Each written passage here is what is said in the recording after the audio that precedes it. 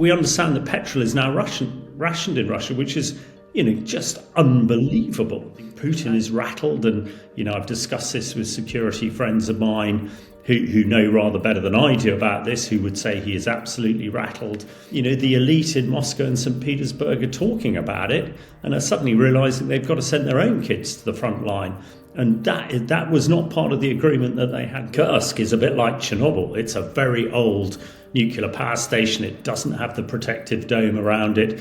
It could create another Chernobyl. Everything that's happening in this country about raising taxes and sorting out the NHS will be irrelevant, because we could be fighting the Russians ourselves in Europe. Welcome to Frontline Byline, and it's been a busy week in Ukraine. The biggest missile attack for 2 years, affecting Odessa, Kiev and many other cities, and targeting Ukrainian infrastructure. The Kursk salient continues to expand for Ukraine, who now seem to be digging in. Meanwhile, in the southeast in Donbass, the Russians are advancing on the strategic city of Pokrovsk. And of course, this week, Zelensky, the Ukrainian president, has also suggested he will talk to President Joe Biden about a peace plan. So lots to talk about this week, and without further ado, let us go to our guests. And now we'll be joined by Hamish de Bretton-Gordon, a former army officer and chemical weapons expert. And he'll be providing insight into what's going on with these recent missile attacks on Ukrainian infrastructure. Hamish, thanks for joining us. As usual, we look forward to your insights. Now, there have been several developments since we last spoke. It looks like the Ukrainians are actually digging in Kursk. There are signs of them making trenches, and they've gained more territory. There's also movements of Belarusian troops to the borders with Ukraine in the north. Is that, just before we get to bigger issues like energy and infrastructure, do you think there are just games going on? These are maneuvers to distract and sort of divert troops and armaments rather than any real big movement of potential conflict between Ukraine and Belarus?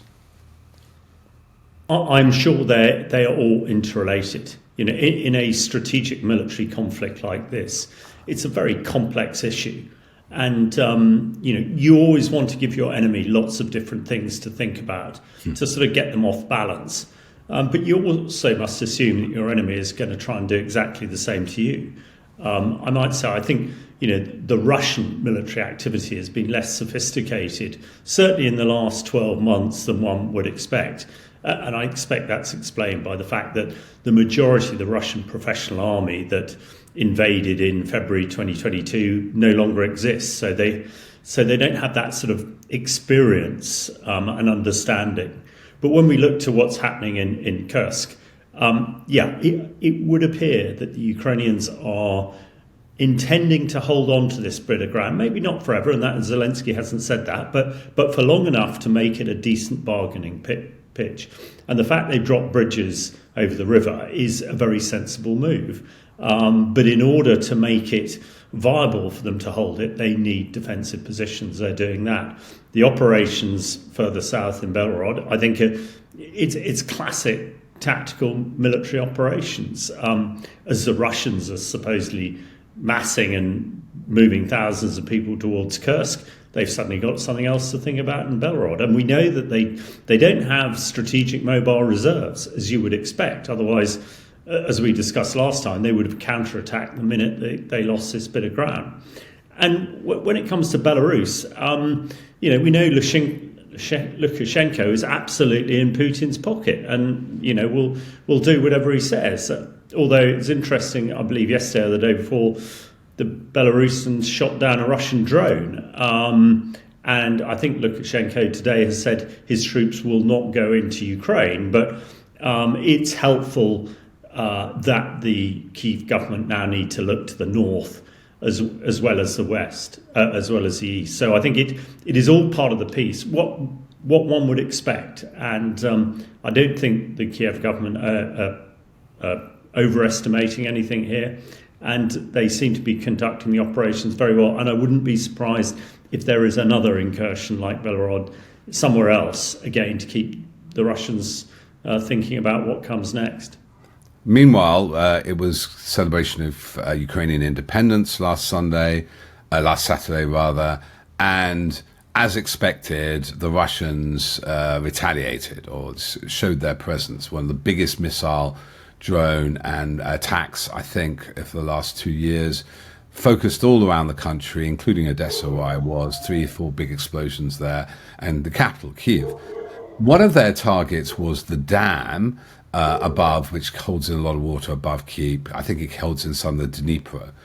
And I just wondered if though things are getting bogged down on the ground, they've lost the Kursk salient, they are progressing near Pokrovsk, using their meat grinder tactics. But where the Russians seem to still have more mobility is in the air war. An F-16, I believe, was lost by Ukraine, crashed, and I'm not sure it was shot down. And what they seem to be mainly targeting, apart from civilians, and I spent time in Kherson, and it's just pure tariffs, or something, is infrastructure, isn't it? And looking back to the beginnings of the war and the sort of inflation that affected the UK and the West and Germany, that was a lot to do with the loss and the sanctions on the cutting off of Russian gas and oil. What do you think the game's being played? Is energy and infrastructure and and the finances around energy a key sort of component of this war in material sense? In the economic war, obviously the British bombed a lot of German ports in World War II. They bombed a lot of British ports. That sense that you attack the underbelly of the economy is one, and the Ukrainians seem to be having great success against Russian oil refineries, even thousands of kilometers inside Russia. Well, I think that there are a lot of things here. First of all, I saw the Russians a very close hand in Syria over a number of years, from sort of 2013 up till about 2020. And this was exactly their tactics in Syria. It's a very different conflict. I'll accept that. But the Russian and the Syrian regime view was to attack civilians and attack the infrastructure. The view being is, and it sounds terribly cynical, if you kill enough civilians, they will eventually capitulate. And of course they did. I was in Aleppo in 2016 when the Russians and the Syrians had been fighting conventionally for years to try and dislodge the 400,000 people who were there and were resisting. And eventually, actually, it was 17 days of dropping chlorine barrel bombs on the civilians that made them capitulate. Likewise, across Syria, it was attacking and burning, almost a sort of scorched earth policy that forced people tighter and tighter into the northeast and into Idlib province. And of course, Assad is still in power, and the Russians are still have their eastern Mediterranean port and airfields using this technique. And eventually the civilians capitulated. I think there are a number of things that the Russians are attacking civilian infrastructure in Ukraine because, again, they think that if they kill enough civilians, the Ukrainians will capitulate. But they're rather assuming that the Ukrainian people are the same as perhaps Russian people or even British people. And they are being very resolute. The other element to it is, of course, it's much easier to fire a strategic missile at a hospital or school and create the impact and the media that you want than continue to throw more of their young men into the meat grinder of the Donbass and elsewhere. But I think particularly on the sort of energy infrastructure, we've seen it over the various winters. Hitherto, the Russians haven't really been able to restrict the energy production in Ukraine to have a sort of strategic impact, particularly on the civilian population. But what we're seeing now is very much that. I think the Russians, I think Putin is rattled, and I've discussed this with security friends of mine who know rather better than I do about this, who would say he is absolutely rattled.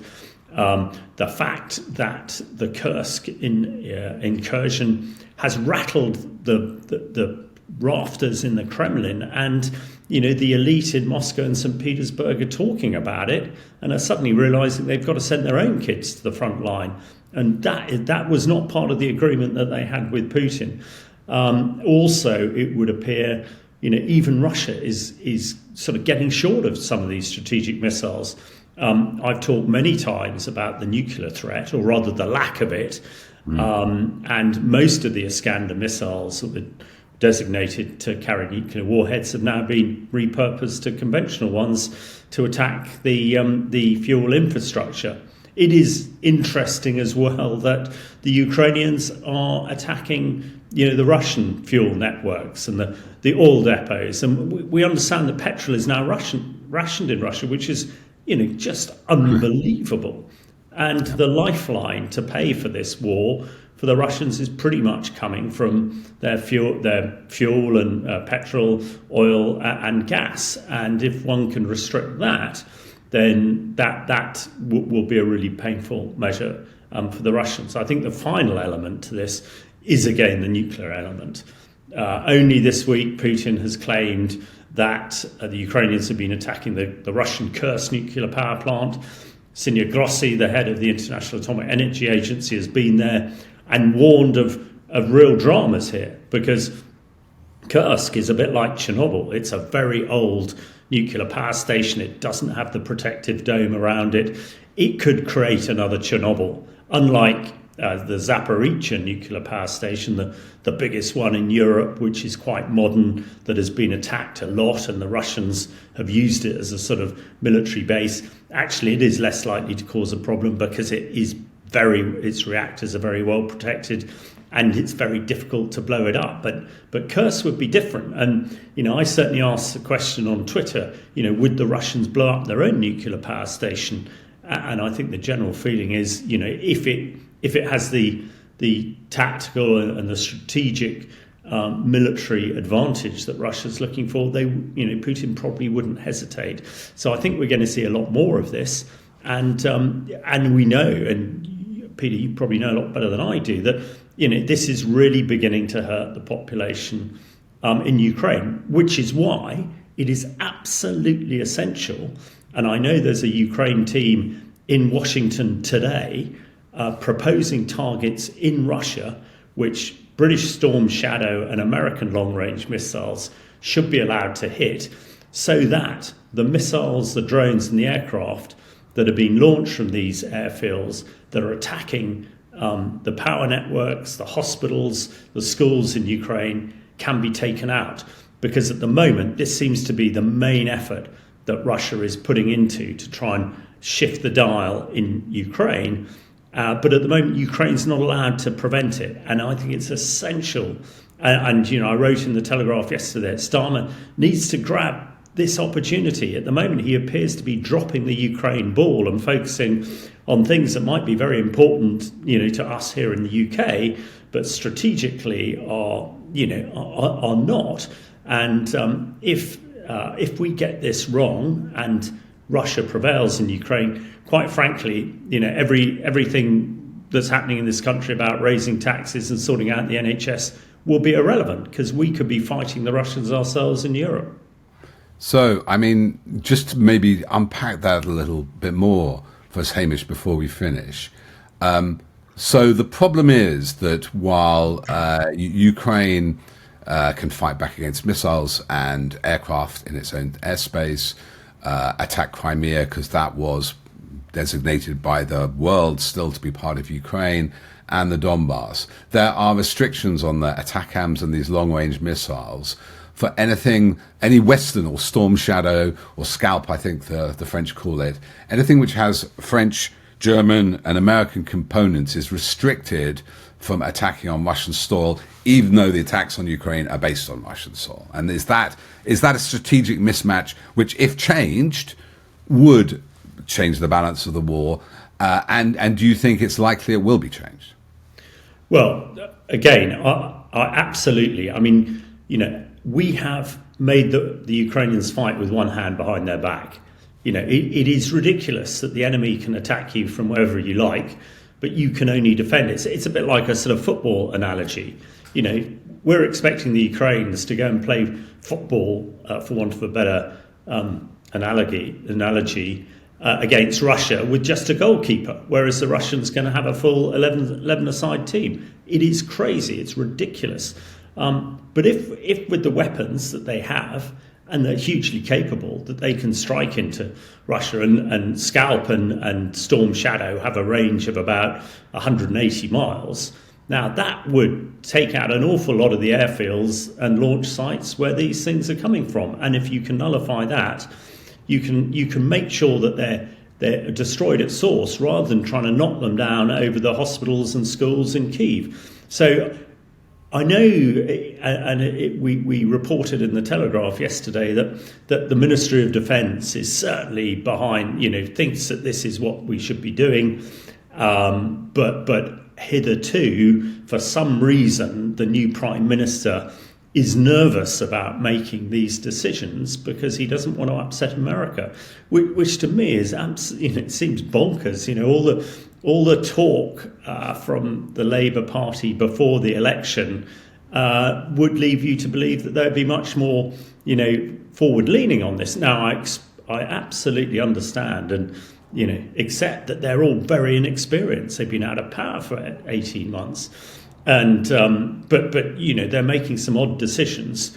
The UK Ministry of Defence, certainly the political element to it, are very inexperienced, and the defenestration of Gwyn Jenkins, Royal Marine General, who was supposed to be the next National Security Advisor, is a very strange move. You can't, these critical, positions of influence like the National Security Advisor, to make these into political positions is really replicating what happens in Moscow and in the Kremlin. We need the best people in there who really understand what they're doing. So absolutely, we should allow the Ukrainians to use Storm Shadow to attack these sites in Russia. It is absolutely inconceivable that we're not allowing it. But this is where politics come in. And, I'm a military person. I'm not a politician or a diplomat.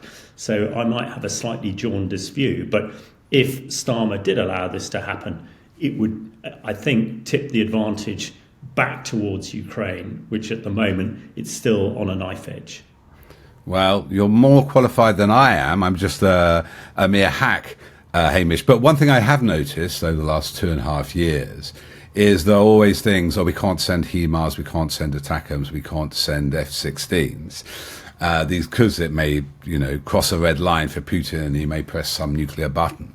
And every red line has been crossed. And when there's a big uproar about something, at least my memory, when everybody's saying the same thing should change, it eventually does change, though maybe too late sometimes for massive Ukrainian casualties. Thank you, as always, for your great insight into all these things. And we will watch this space avidly and hopefully get you back on Byline on the front line very soon. Well, and just in conclusion, Peter, the great military strategist Clausewitz said, "Clout, don't dribble." In other words, go full in. And as you've articulated, this dribbling of Western kit in really has, Clausewitz will be turning in his grave. And I just hope, I've written about the Principles of War, something that Starmer and his team need to read. They also, if they're not going to employ experienced people to advise them, they need to read Clausewitz and Sun Tzu and others, because they are the military strategists who, if you follow, you're successful, and if you ignore them, you're really up against it. Thanks for having me. Well, if they don't read Clausewitz, we'll urge them to watch this program and listen to you. Thanks a lot, Hamish. Pleasure. And amazingly, we're also able to get hold of the great photojournalist and documentary maker, Paul Conroy, who's managed to get into that frontline city in the Donbass of Pokrovsk. And he tells us, one of the few journalists to get through, of the situation there and the amount of munitions and ordnance falling on the city. So, Paul, great to see you again. It's been a week. Can you repeat it? Where are you now? I'm in Donbass in a town called Pokrovsk, which is currently bracing itself. It's undergoing an onslaught this morning. The artillery battles over the town and from the town have been intense. It's been since 5 a.m. this morning. They've been banging away at each other. The Russians are about 6 miles away at the moment, we believe, and getting closer all the time. So really, it's a city that's bracing itself for what's to come. You know, we've seen what they're capable of in Avdiivka, Bakhmut, Mariupol. You know, the list, it's quite a list. So most of the people have evacuated. There are still some people here. Some people are hanging on to the last minute, but it's not a good prognosis, shall we say. So, I mean, those cities you mentioned, especially Bakhmut, which is, I presume, not far away because it's in the Donbass too. This isn't like the Russians are coming to capture people or move into the city and take it over. They basically pound it to dust. Isn't that how sort of the Russian onslaught works? That is exactly the Russian playbook. You know, they if you look at every city they've taken, the ones I've just mentioned, there's really not a lot of them. You know, Soledar and Bakhmut were reduced to rubble. There's a town, a village, a small town called Krinky on the right bank opposite Kherson. The Ukrainians had to pull out because it was gone. There literally wasn't a basement to shelter in. It was just eradicated. Mariupol, they flattened and they've kind of rebuilt in their own image. So you know, if you're in a town and the Russians are coming, you're not looking at occupation as we know it. It's never a good outcome. And so is this where the imbalance comes? You know, we know from the Kursk incursion, and you know, right back to the invasion in 22 outside Kyiv, where the Ukrainians are smart. They defeated in mobile ways, in a mobile big Russian tank and armored brigades. But when it comes to these towns, this is where the Russians have an advantage, is that they have massed artillery and they're willing to throw bodies at rubble. Is that the difference? That is the difference, and there's not much you can do about that. I mean, people talk about, you know, drones have played a very active part in this war, but even then, you know, when they focus that really everything in the Donbass region has been focused towards taking the city of Pokrovsk because it's a big rail hub. Right. And it's a big infra, and if they can disrupt that, they can disrupt the Ukrainian weapons and supplies up and down from Kramatorsk, Kupiansk, Slovyansk, the whole Donbass region. And so they focused everything on this. And when it's that big a force and it's that intense, and they are willing to, you know, the Ukrainians will not send people out on these mad death runs, you know, where it's just wave after wave of infantry getting mowed down. They don't do that, but the Russians will. And you know, to try and stop that, it's high energy, high intensity warfare focused on a very small point. And I think part of the reasons the Ukrainians did very successfully maneuver themselves into Kursk and just showed what mobile warfare, you know, they're much better and they're much more geared towards that. What's happening here is the opposite. It's this big immovable force heading to a single point, and that's difficult to stop. And they're playing to their advantage, the Russians. The much bigger country, 150 million against a 40 million country, can recruit or conscript many more soldiers. So but Putin is expending a lot of men and material on this town. Just describe the size of it to me and explain, you know, why it's so important to Putin.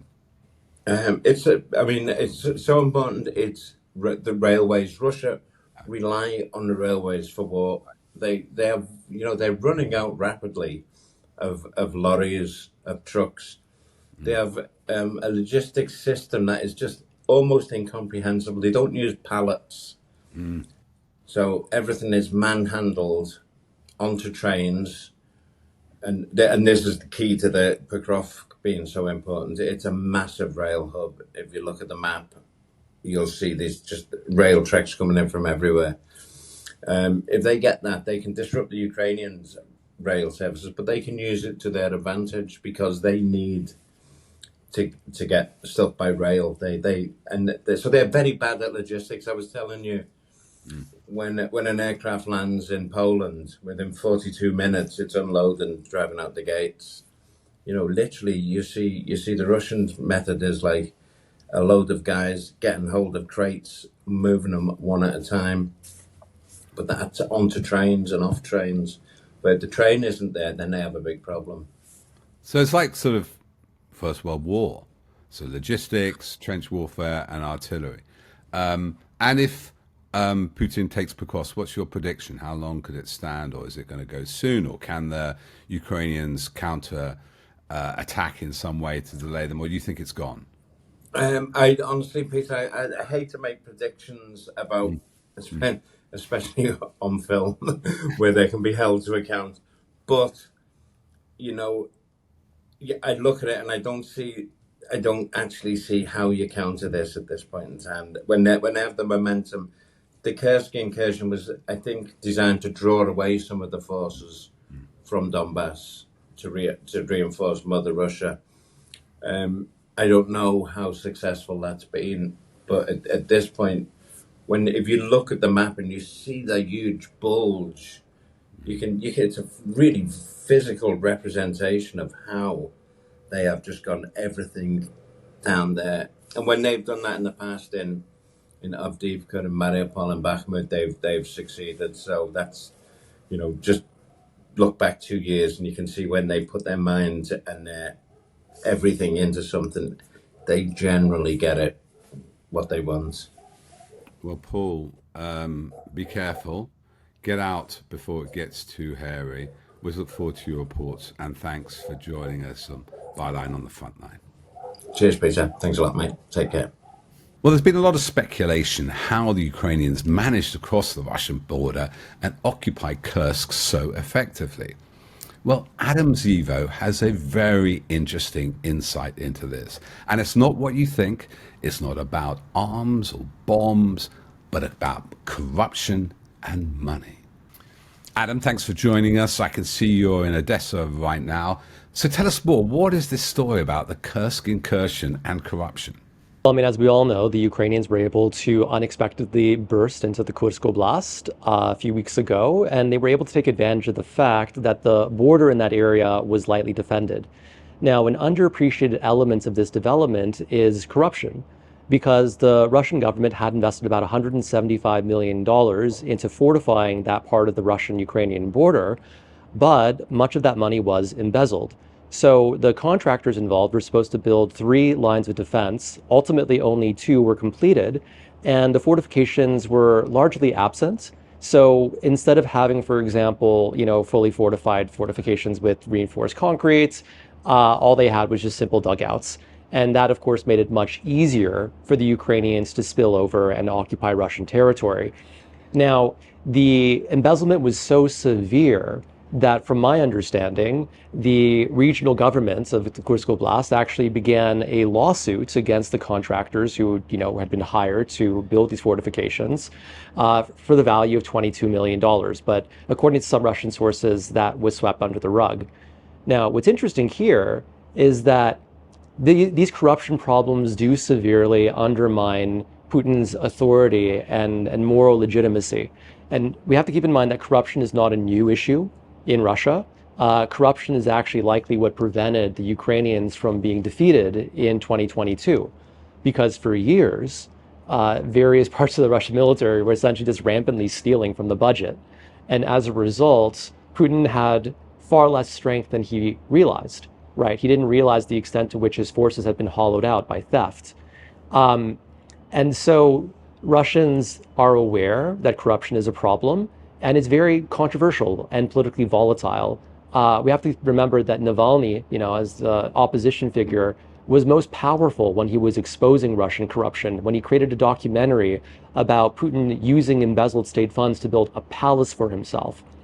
And we have to keep in mind that last summer, in 2023, when Prigozhin, had his mutiny against Moscow, One of the justifications for his rebellion was that he was fighting corruption from the center. And according to a poll conducted by the Lambda Research Institute a few weeks later, about half of Russians were sympathetic to his cause. So we know that corruption is something that, is dangerous to talk about, is dangerous to recognize in Russia, and yet here it is coming up again, creating such a huge problem, being tied to the first foreign occupation of Russian land since the Second World War. So where does all this corruption lead to, and how does this look for the Russian president, Vladimir Putin? Well, we have to keep in mind the historical context of Putin's rule. So Putin became president in 1999 after almost a decade of post-Soviet chaos. In the 90s, Russia was poor, its institutions were completely hollowed out. Yeltsin was a drunkard. He had about a 2% approval rating as he was exiting. And Russians felt humiliated because they had gone from being the center of a great world power, even if that power was, an imperial colonial empire, to being, impoverished and disordered. So Putin came in promising strength, promising stability, promising wealth. In exchange, people would just have to deal with the indignities of autocracy. And for a while, that pact worked, right? So throughout the 2000s, the GDP exploded. Sure, Russia's vulnerable democratic institutions were hollowed out of whatever legitimacy they had. But at the same time, that was acceptable. The people were no longer poor. Then that pact started to really strain in the 2010s. And that's why you saw, for example, the rise of anti-government protests, especially in the early 2010s. But still, Putin is able to demonstrate enough strength and position himself as being a defender of the Russian people, and that gives him some floor of support. But for him to lose control of Russia's borders, to allow an occupation of Russian land, really undermines his image as Russia's protector and undermines some of the central narratives of his rule. And that is dangerous, especially at a time when his power over Russia seems perhaps a little brittle. I mean, we do kind of think that he will rule forever sometimes, so we have to keep in mind that he was almost overthrown last year. And now we'll be joined by someone who really needs a little introduction. The man with the orange hat, yes, John Sweeney, who spent most of the last 2 years in Kiev. And he'll be looking at this proposed peace plan between Ukraine and Russia. John, great to see you again. Thanks for joining us from Kiev. Now, I always look to you... No, Peter, I'm in Spain. Oh, shit. Okay. Right, start again. Right, good. That was quick. Last time we saw you in Kiev. John, thanks for joining us. As always, we look to you for strategic and global understanding.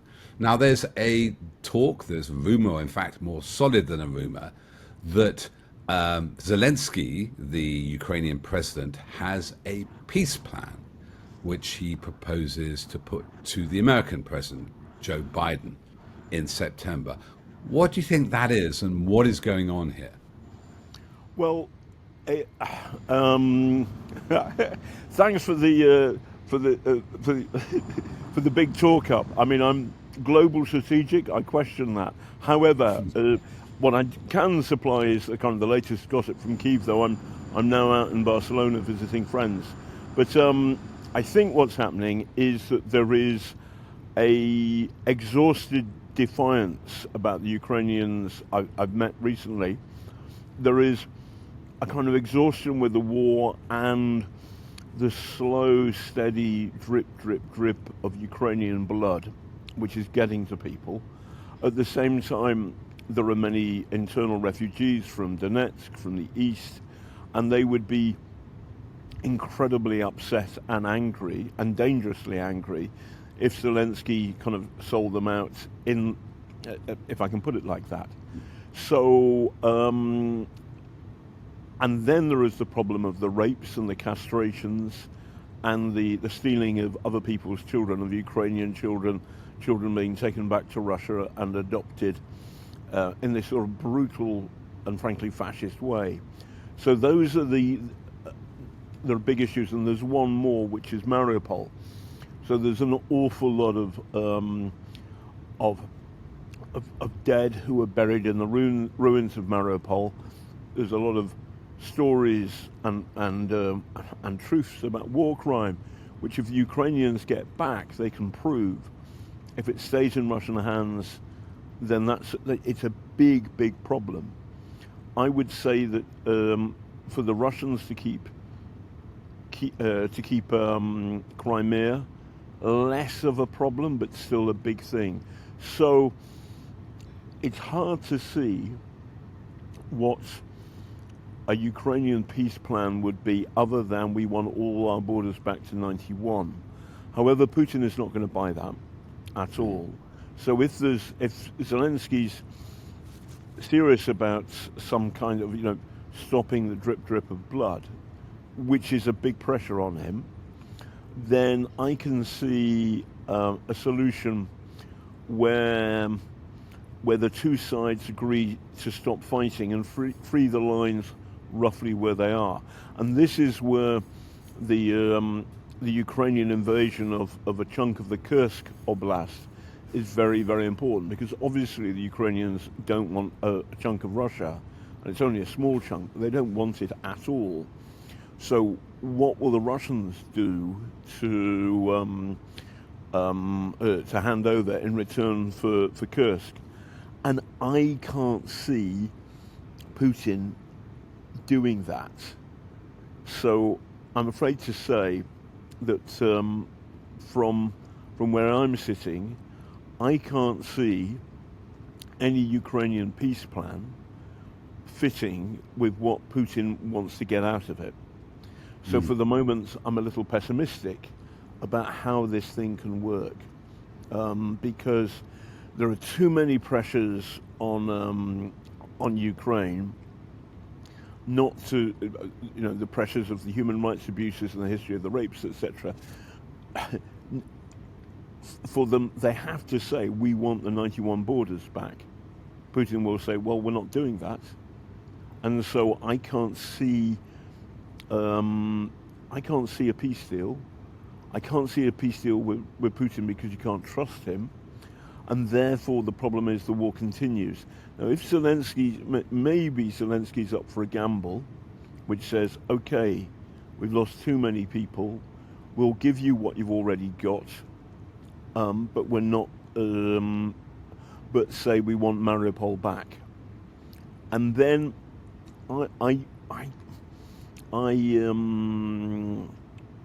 it'll be interesting. Now listen, as a human being, I want the war to stop.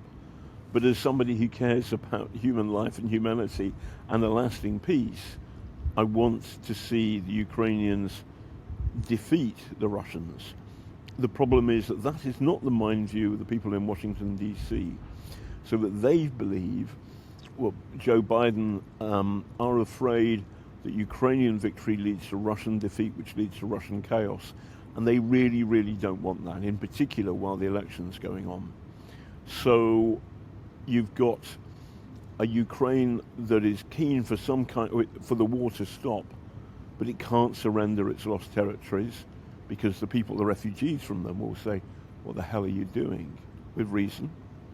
You've got a Biden administration which is always going to be better than a Trump administration, but nevertheless, they don't want Ukrainian success. And then you've got this pitiless enemy in Moscow, who, to be fair, is also under pressure. The story is that the Chinese are now saying, we're going to give you even less money for Russian oil and gas. So Putin has got pressures on him. He also has got the humiliation of the Kursk invasion. Russia's supposed to be the Goliath. Well, what the hell? David's just invaded. So there's a lot of pressure on all the parties. But I'm pessimistic that can be a way through which stops the killing, but is also just. So it sort of sounds like, almost like, bad analogy, but a poker game. Who folds first? And also, who is compelled to fold first? There's a talk, isn't there, a culmination point? We've just been talking to Paul Conroy and, Pavlovsk, where there is a culmination, a lot of efforts being put there. But just because I say, your understanding is global and that you understand a lot of American politics. You've interviewed Donald Trump, for example. There is a concerted effort online by Russian trolls who, thanks to the permission of Elon Musk, dominate social media, at least on X and other.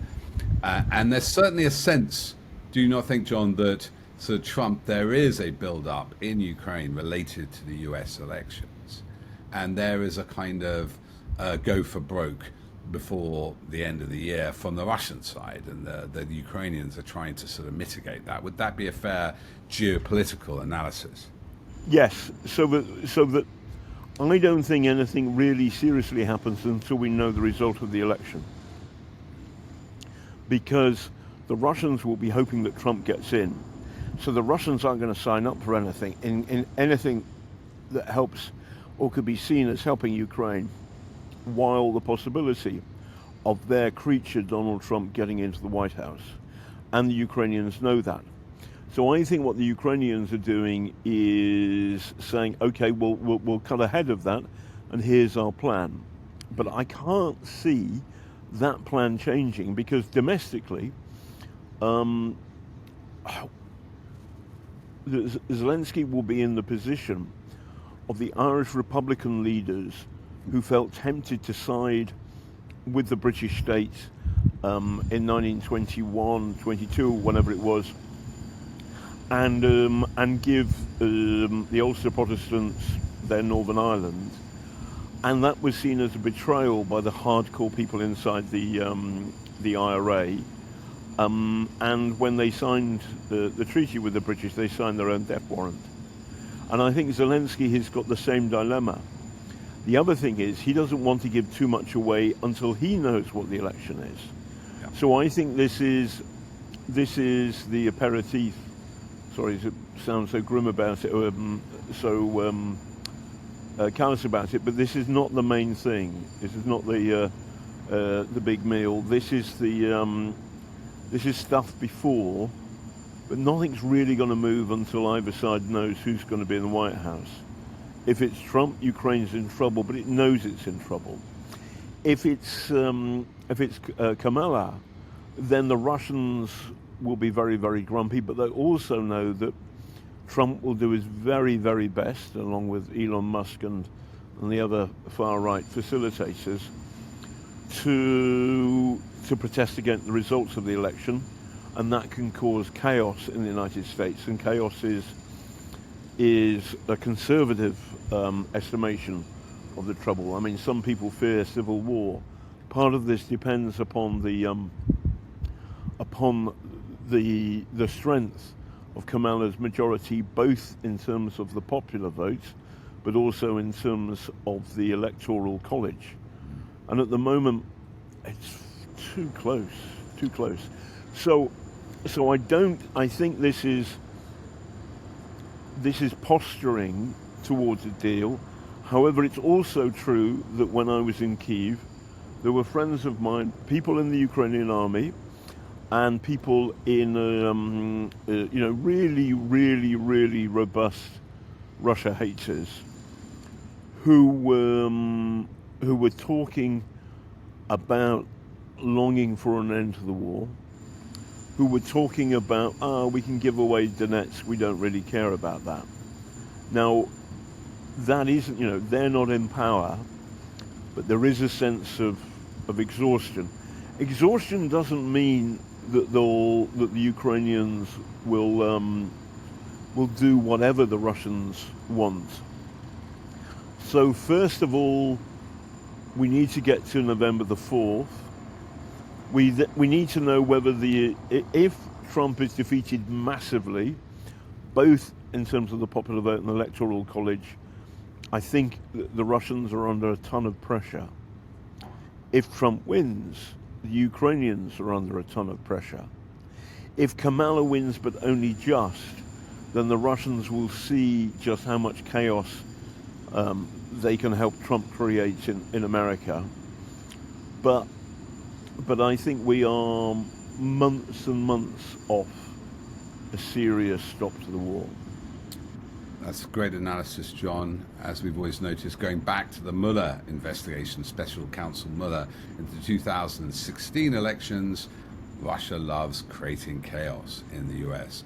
Well, look, enjoy the rest of your time in Barcelona, and we will catch up with you again very soon. Thanks, John. Cheers, old boy. Thanks for listening. Do support us by signing up at byline.tv, where you get extra content and obviously keep our reporting going. You can also sign up to our YouTube channel, which will give you advanced notification when our videos, Byline on the Frontline, are released. But meanwhile, thanks for watching.